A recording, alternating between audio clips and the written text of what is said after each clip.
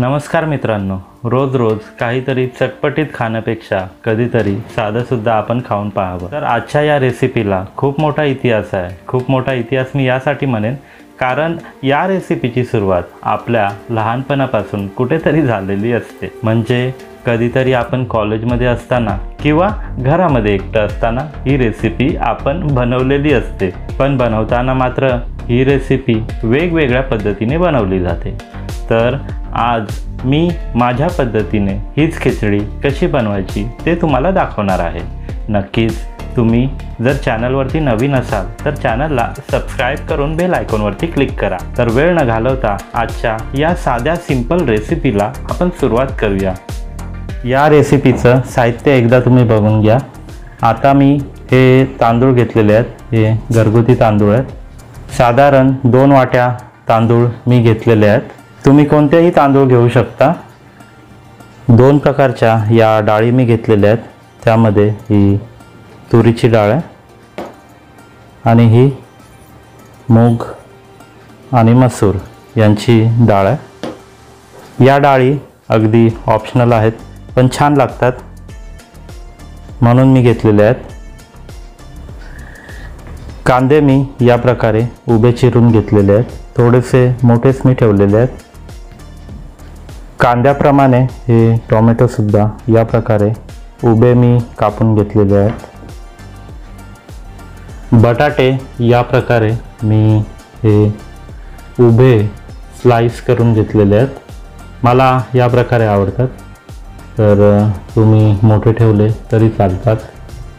आणि खास करून ही जी खिचडी आहे त्यासाठी मी याच प्रकारे कापलेले आहेत. तर 2 मोठे बटाटे या प्रकारे कापून मी घेतलेले आहेत. आता या खिचडीमध्ये हे शेंगदाणे, कच्चे शेंगदाणे आहेत ते मी घेतलेले आहेत. 1 वाटी भरून घेतलेले आहेत. एकदा सर्व साहित्य तुम्ही बघून घ्या. आता मी खिचडी बनवायला सुरुवात करणार आहे. सगळ्यात आधी हे तांदूळ मी व्यवस्थित धुवून घेणार आहे.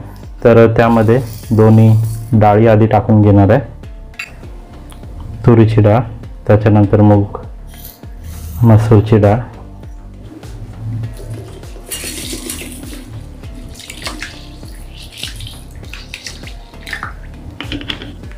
स्वच्छ पाण्यामध्ये हे धुवून हे 10 ते 15 मिनटं मी बाजूला ठेवून देणार आहे. गॅस पेटवून गॅसवर पातेलं मी ठेवलेलं आहे. पातेलं गरम झालेलं आहे. तेल मी ओतून घेणार आहे. अंदाजानुसार तेल मी ओतून घेणार आहे. तेल चांगलं गरम झालेलं आहे. आता फोडणीसाठी मी हे लसूण टाकणार आहे. लसणावरती मी फोडणी देतो.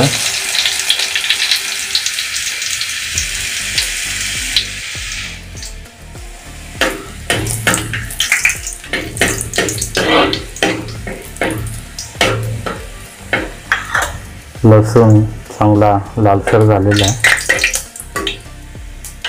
आता फोडणीसाठी हे जिरे मी टाकणार आहे.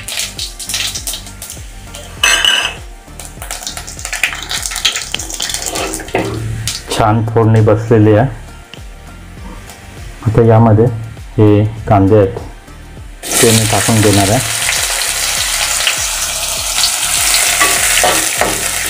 आणि चांगलं परतून घेणार आहे. कांदे मी या प्रकारे कापले होते.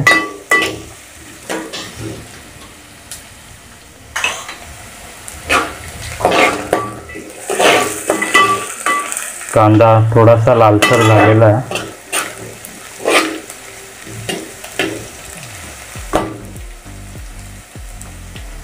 आता यामध्ये हे मी शेंगदाणे टाकणार आहे आणि शेंगदाणे सुद्धा या तेलामध्ये परतून घेणार आहे. छान लागतात हे शेंगदाणे या खिचडीमध्ये. शेंगदाण्याला ऑप्शन म्हणून तुम्ही इतर भाज्या वगैरे सुद्धा टाकू शकता. अगदी साधी, सिंपल आणि मोजक्या सामग्रीमध्ये ही खिचडी मी बनवणार आहे। शेंगदाणे कांदा झालेला आहे। आता यामध्ये हे टोमॅटो मी टाकणार आहे।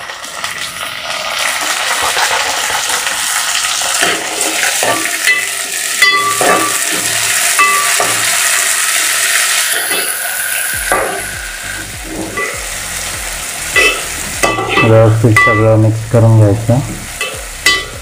थोडेसे जाडसर मी हे टोमॅटो ठेवलेले आहेत, मला तसेच आवडतात।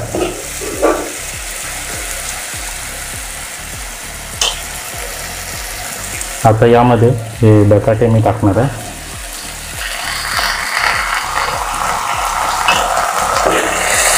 आणि तो सुद्धा व्यवस्थित परतून घेणार आहे।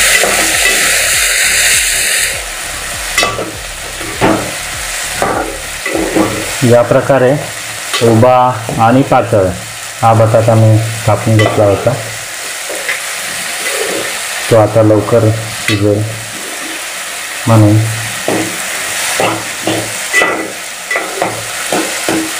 कांदे बटाटे आणि टोमॅटो थोडेसे मऊसर करायचे आहेत आपल्याला। आता यामध्ये हे मीठ मी टाकतोय, चवीपुरतं मीठ आत्ताच मी टाकून घेतोय। हे मीठ आता टाकल्याने आपला कांदा बटाटा चांगला मऊ होईल।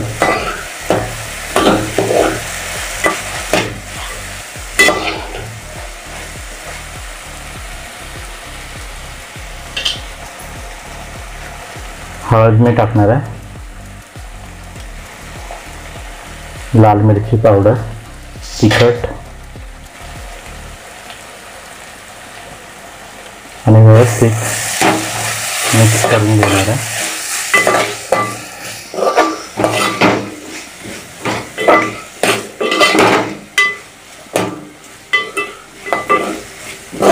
सर्व झालेलं आहे व्यवस्थित। आता यामध्ये तांदूळ आणि डाळी टाकून घ्यायचे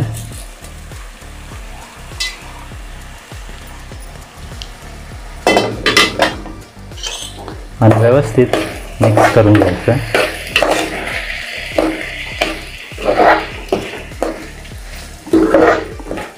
गॅस मी कमी फ्लेमवरती ठेवलेला आहे, व्यवस्थित सगळं मिक्स करून घ्यायचं आहे।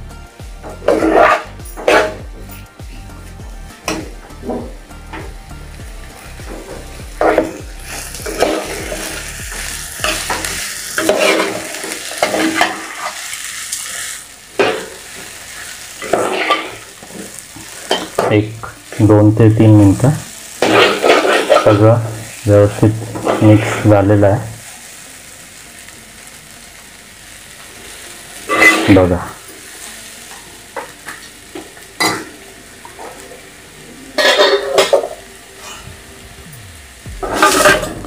आता हे 2 ते 3 मिनटं मी असंच ठेवणार आहे। 2 ते 3 मिनटं झालेले आहेत। आता मी यामध्ये पाणी ओतणार आहे। आता ही खिचडी शिजेल या अंदाजाने मी पाणी ठेवणार आहे।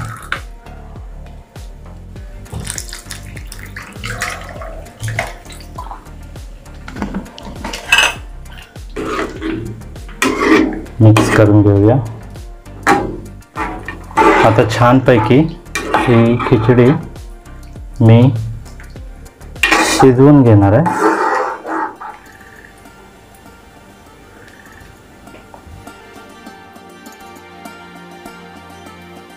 5 ते 10 मिनटं झालेले आहेत आणि खिचडीमधलं हे पाणी कमी झालेलं आहे। 5 ते 10 मिनटात सहज ही खिचडी तयार होते। आपल्याला काही कुकरला वगैरे लावायची गरज नाही आहे आणि तुम्ही बघू शकता आणखी एक 5-1 मिनटं मग ही खिचडी तयार होईल। तर आता गॅस कमी करून मी या खिचडीवरती झाकण ठेवणार आहे आणि 5 मिनिटासाठी वाफवून घेणार आहे. 5 मिनिटं झालेले आहेत. उघडून बघूया.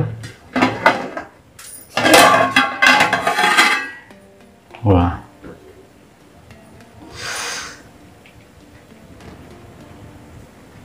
छान वाफ आलेली आहे.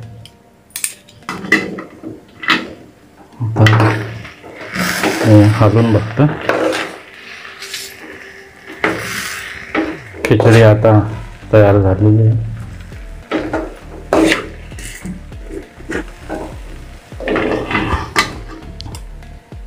खिचडी तयार झालेली आहे. गॅस आता मी बंद करतो.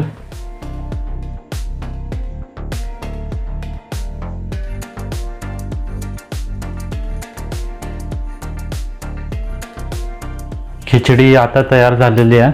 बघूनच खूप भूक लागलेली आहे. तर आता खिचडीवरती हे मस्तपैकी तूप सोडून द्यायचं.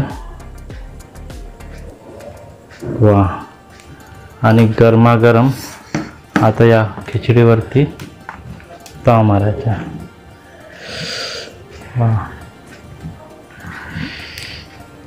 वा, एक एक घास मस्तपैकी खाऊन घ्यायचा.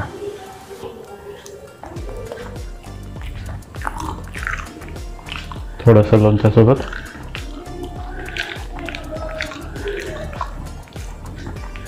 मस्त झाले ना. वा,